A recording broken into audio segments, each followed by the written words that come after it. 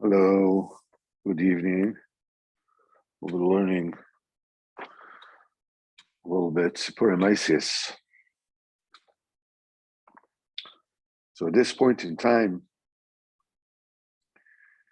when the master of prayer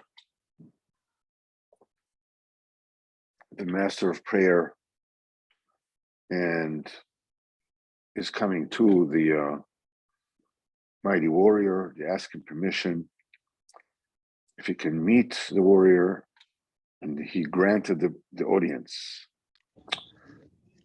So Rabbeinu says as follows: when the master of prayer came to the mighty warrior, they immediately recognized each other. They were both very happy being united. If you guys can mute yourself, that will be very helpful. Their joy, however, was intermingled with tears. When they remembered the king and his men, they wept. Therefore, the two of them rejoiced and wept.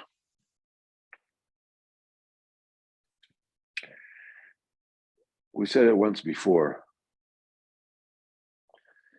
that whenever there is a simcha, and the road to the simcha has been fraught with more difficulties, and there were times when you already gave up on this. The simcha is usually washed with plenty of tears. Kadosh Baruch Hu says when he will, B'ezrat Hashem, redeem us, he said, Ubevechi ovilem. When Kadosh Baruch Hu is going to bring B'ezrat Hashem, the Yeshua Shlemo, B'ezrat Hashem B'kov Mamish, what will happen is all the days of the exile, all the galus, every single trouble, every single tribulation, every mote of suffering that we went through from the time that we became a nation until today, until the day of the Geulah, they all become a kelim to an amazing simcha. A simcha that is so intense that a person's kelim can no longer contain it. So it is being drawn into bechi, into crying.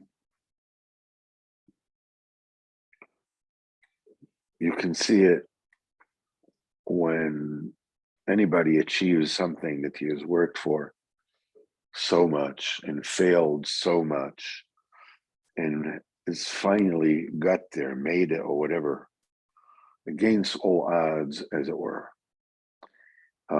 This brings about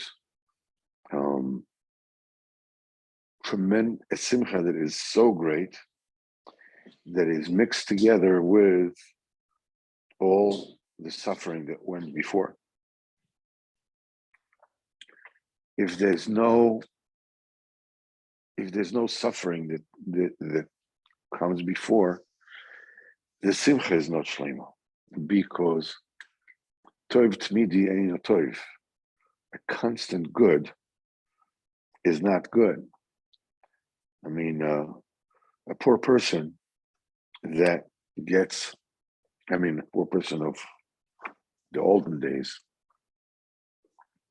today a A poor person is somebody that doesn't have the most up-to-date smartphone. But in the olden days, somebody is a poor person, somebody who didn't have any food. You gave him a piece of bread, he would be happier about this piece of bread than a rich person will be happy with another car. Okay, he already has a car, and the minute he gets the car, then okay, now it's old.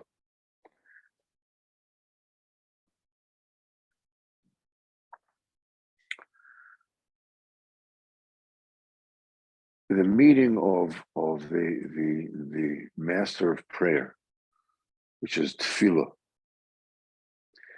and the mighty warrior, which represents the yesod. That's the tzidkis.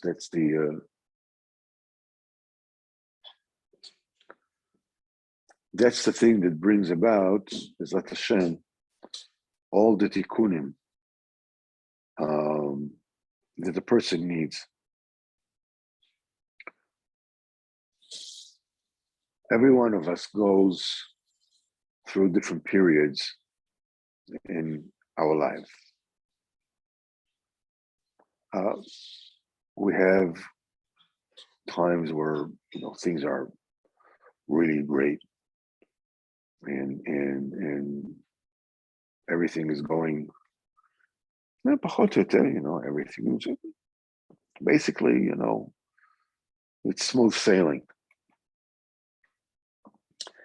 And then there are periods where, the light is being taken away.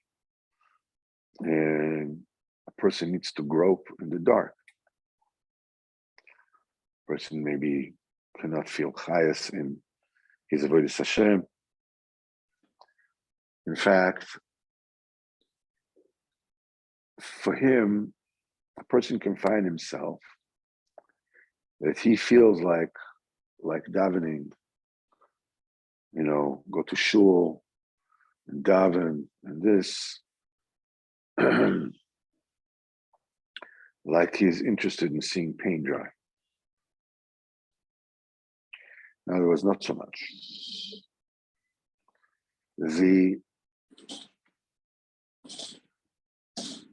Then there are some periods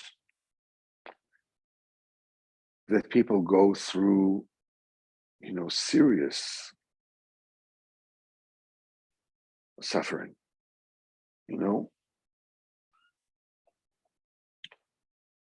people get to the point, when people that, that are very meaningful to them become sick,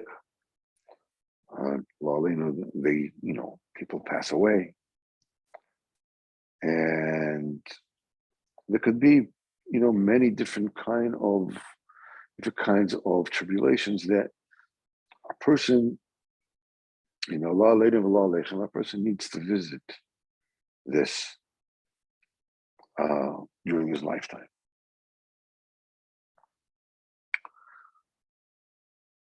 There is a special avodah for the darkness. The avodah for the darkness is the mighty warrior, which is the sphere Yesod, which means Shmer Sabris, and the master of prayer, which is praying to Hashem.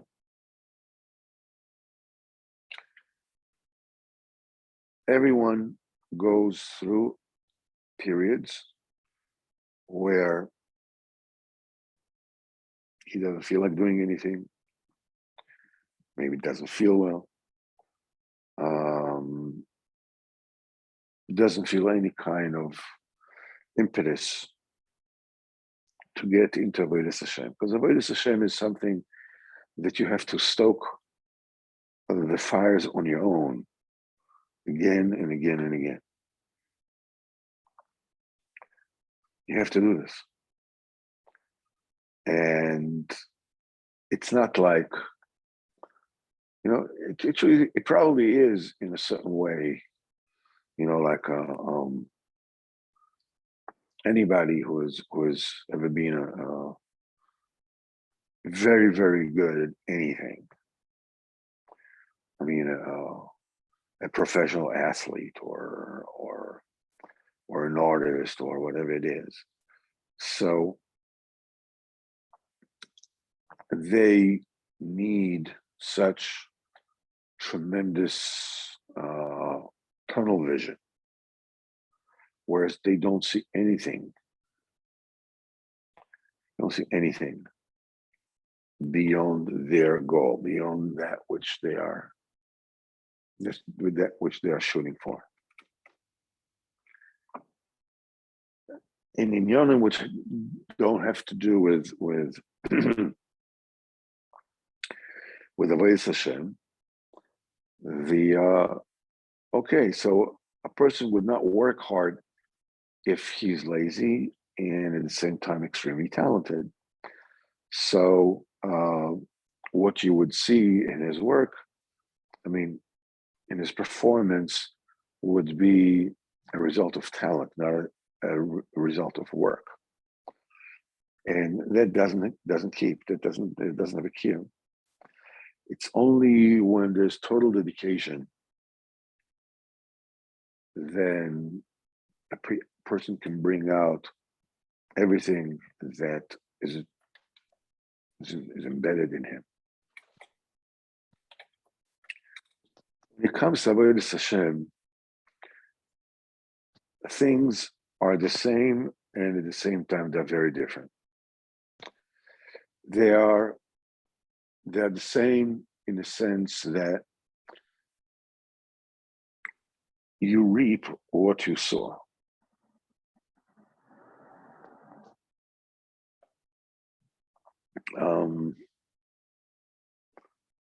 What you invest is what you get out of it. It's very low. It's very low. Oh, you heard me. Oh, whoops. Hold on just 1 second. Let me see if I can. I'm sure that there's a way here. Okay, just a second.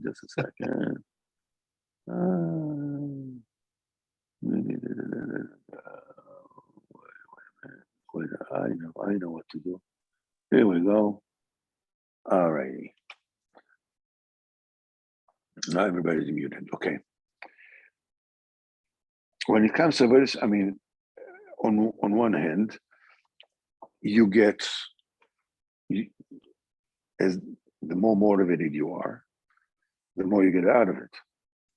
Rabbeinu says in quite a few places, he says the determining factor of success in Yiddishkeit is the toil, is the effort, bar none. But the effort itself takes many forms. One of the nisyonis, the tests of Yiddishkeit. Yiddishkeit is not about winning the pennant or the World Series. Yiddishkeit is about eternity, about Kirvas Hashem. And over here, being close to HaKadosh Baruch Hu, you have to go through the highs and the lows, and it's not just that you have to go through the lows. Thing is, there is a special avodah that the person needs when he's going through the lean times. Nobody can talk to you, because if they do, you'll bite their head off. And nobody can get you to do anything, because whatever it is, you feel you can't move, you don't want to do it, you want to this, whatever it is that you go through.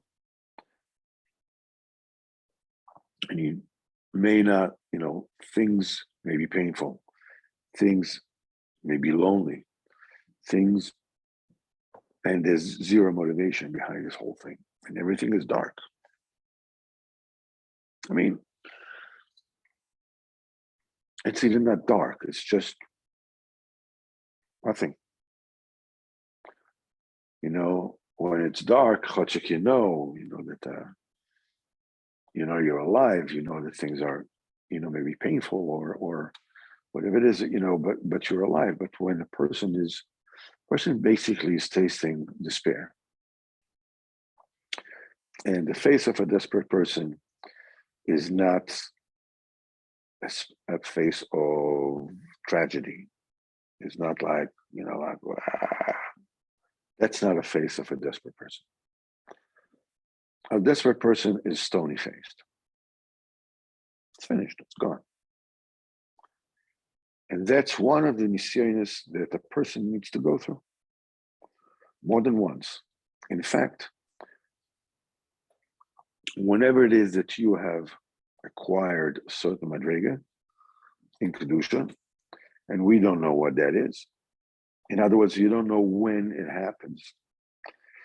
The way to know is when suddenly, you had like a really high period and you are flying high. And Yiddish goes geschmack and everything. And then you go into a period that,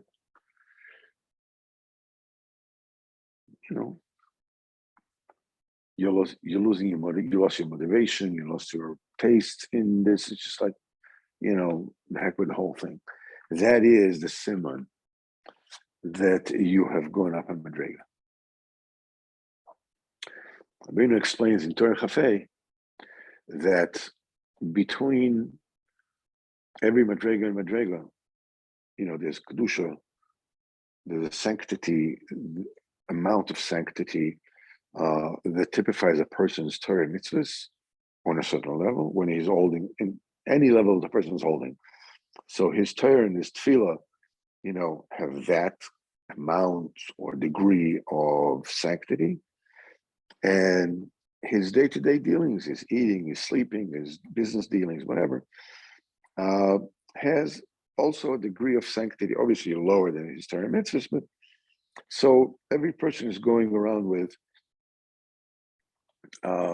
two levels of kedusha, one that of his day-to-day dealings, and the other one of his Torah mitzvahs. So if we were to, just for example's sake, let's put a number on the kedusha, so we can understand how it works. Let's say that in my madrega, the kedusha of my mundane business day-to-day dealings is 5. The kedusha of my learning and my davening is 10. 5 and 10. Now there is a madrega above me. Zat Hashem.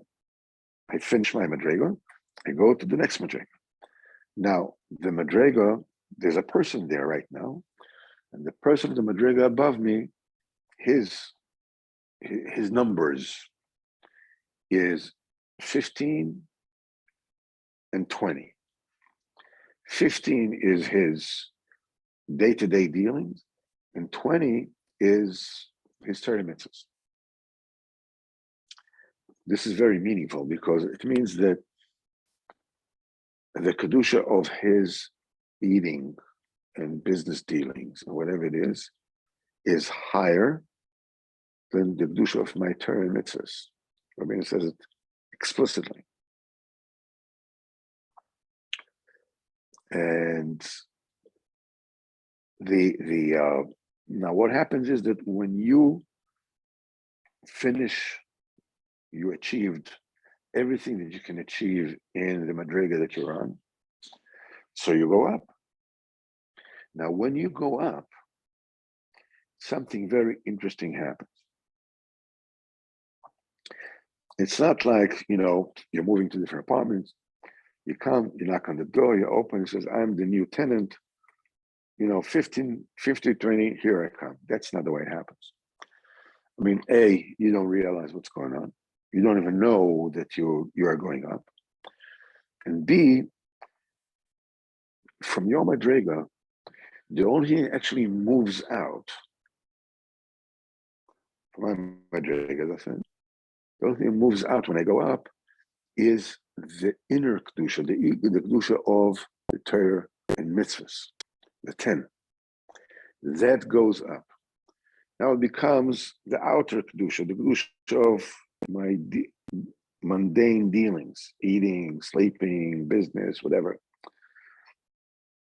Before, the kedusha of my mundane dealings was a 5. Now, when I'm going up, the level of kedusha that used to typify my davening and my learning, now it becomes the kedusha that typifies describes my daily dealings, eating, sleeping, whatever. It's 10. What about the kedusha of my Torah mitzvahs? I came to a new madrega. The person that was in the level above me, when I go up, he also goes up. The same way that the only thing that came up is the inner kedusha, the 10. The 5 I left behind. The 10, so the 10 becomes the kedusha chitzonius, the outer kedusha. He also, his inner kedusha, Torah mitzvahs, that was 20, it went up, and now it's a kedusha chitzonius of his next madrega. So here I come to this new madrega. Now, this new madrega, when it is spick and span and shining and complete and perfect, has a kedusha, of mundane matters of 15 and inner kedusha of Torah mitzvahs of 20. Here I come. I brought with me the 10. Now it becomes a kedusha of my mundane business. The kedusha of my Torah mitzvahs is 15. So here I am in a level that ultimately is supposed to be 15 and 20. And what I actually have is only 10, 15. It's no longer the 5, 10 that I used to be. And it's not yet the 15, 20 that I'm supposed to be. I'm in between. I'm 10, 15. When you're 10, 15, that's the time for all the monkeys to come out of the barrel. All the klippas wake up. The klippas that are the peel that get the chayas from every madrega can be defeated, can be held down only when the madrega is complete, that you madrega 15, 20. When I come and I am only 10, 15, they jump up. It's almost like penicillin resistant, antibiotic resistant bugs. A lower antibiotics used to hold them down, but these are more resilient. These need, antibiotics that can take care of bugs that are much stronger. The kelipot of the new madrega, they jump up and they drive me crazy. They drive me crazy. They make me lust for things that I thought that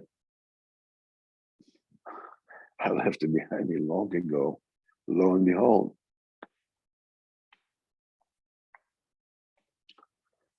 a person can go around, no matter what age he is, and suddenly see somebody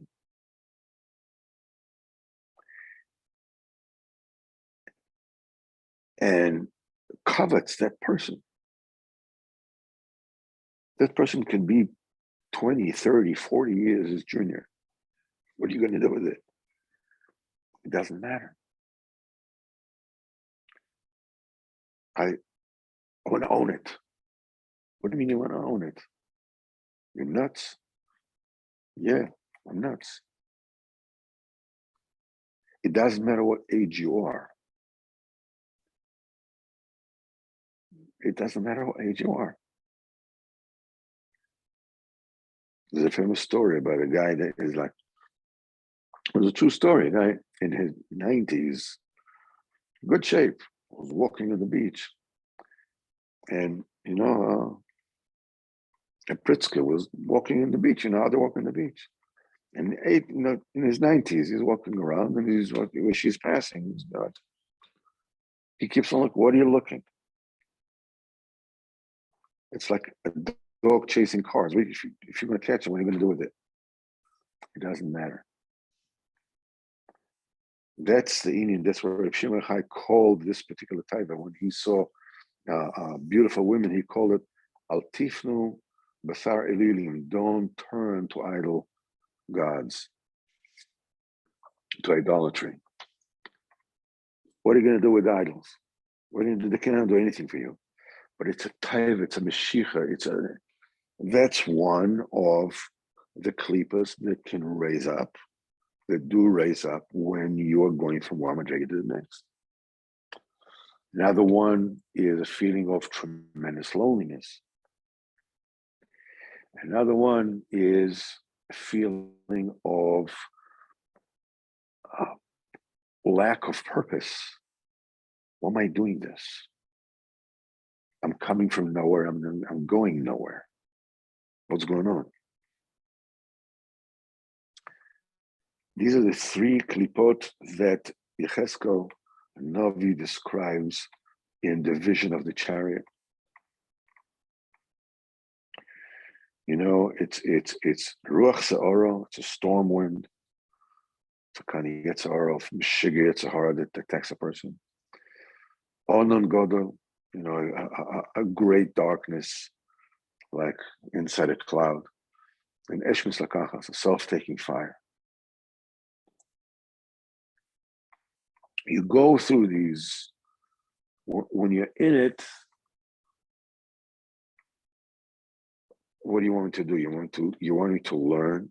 I don't feel like learning. I can't open up a sefer.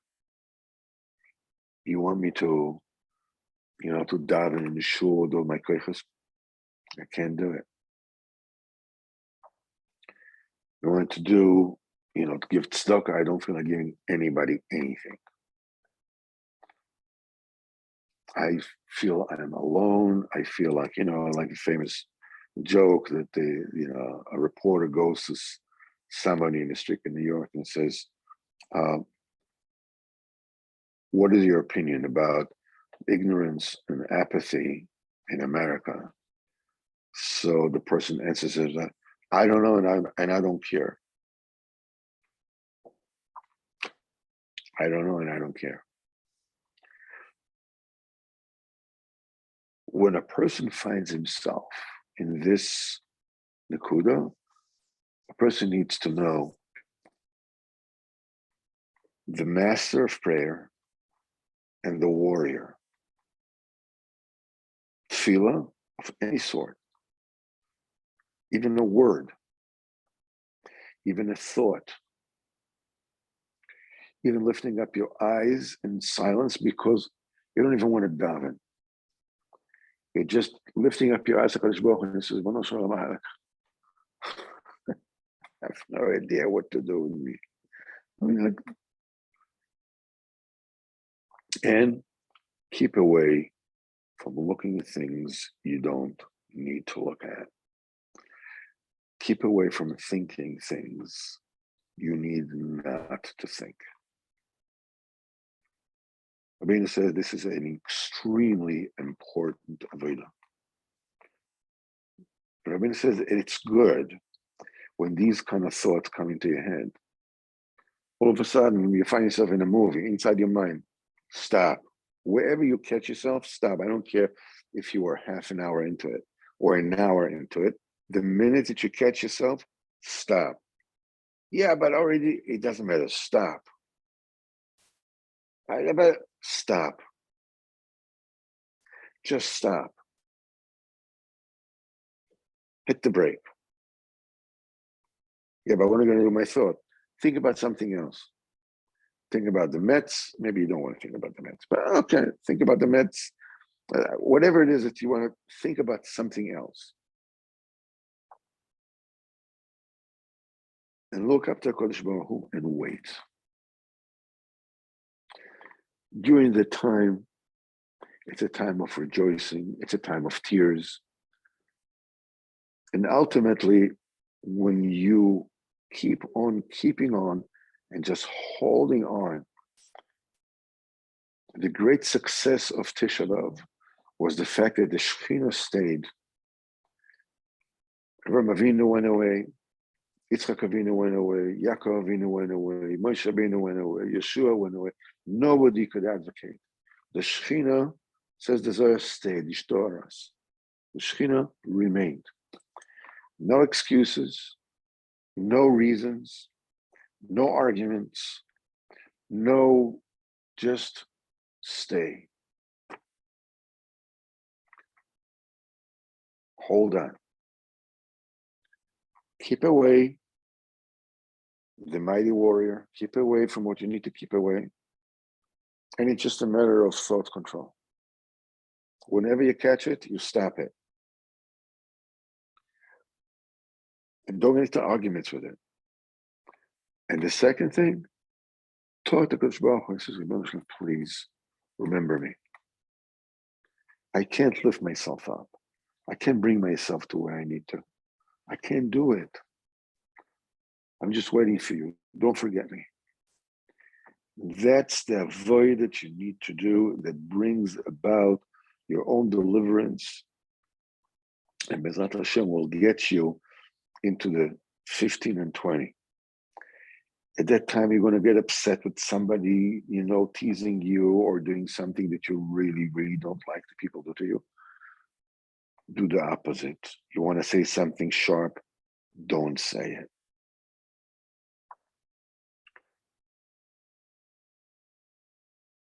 This is the avoider in the dark. You're using the master of prayer meeting with the mighty warrior. That is the basic avoider that brings about afterwards all these galos, all the revelations, all the madrigas, all the success in this world and in the next world. This is what it's all about. That's your tzlacha.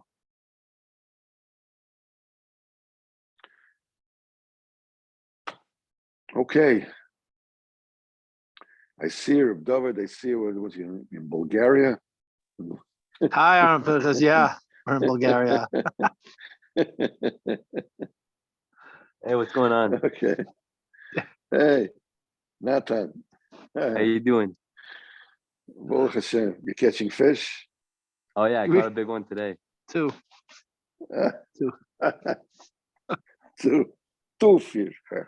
We eat fish tomorrow. Right. Tomorrow you eat fish. They eat fish tomorrow. Hey. So Bezrat Hashem, the next time we'll meet, I want you to just keep in mind Moshe ben Pesach, Yitzhak Hashem, is going tomorrow through kidney transplanting. Yitzhak Hashem. The Baruch should help Bezrat Hashem. No, I mean it's a great day. Bezrat Hashem should be successful. Do you know Hashel, the one from the barbershop, the barbershop minion in Gimel? Anyhow, whatever it is, it's his father. Whatever it is, it was what's his name? What's his name again? Moshe ben Pesach. Pesach. Pesa? Pese. Pese. Pe? Se. Pesa. Pesa. Okay. Pesa. Pesa. I don't know what the that's Okay. that's the Okay. name that the Shem should be Matzliach and Refuah Shlema. So Right. I wish you all the very, very best. In Yitzhak Hashem, we will meet again, hopefully on Wednesday. As you can see now, it's starting to become earlier, so it's Be'ez Hashem will become a little easier. Be'ezat Hashem, Yeah, we'll be able to keep up better. And you didn't go home this time. You stayed by your mother-in-law. It looks. No, actually, I'm home, but my son is using the regular computer, so I'm using this one. Oh, Okay. okay. Yes, it's helped Call start to- earlier. Cool. But Thank it you. Good Thank starts you at very now much. at 8:30, and afterwards, we'll be able to do it at 8. We'll do it at 8. But I've been Okay. Okay. Here 8:30, in 8:30. Enjoy Bulgaria. yourself. Here in Bulgaria, ski was like Yeah. about 15 minutes ago. Oh my really? gosh. Yeah. I didn't Long know day. that the Bulgarians. I didn't know the Bulgarians said what to stay up for. But hey, you never know. You live and learn. Okay. I Shkoyach. mean, what are Mazel you gonna tov. do in Bulgaria? Mazel Mazel tov. Yes, tomorrow bar mitzvah of my grandson, B'ezrat Hashem. Oh, All right, Mazel tov. let's see. Mazel How tov. do you? Okay, record. Shkoyach, B'ezrat Hashem. All right, let's just stop here. Stop the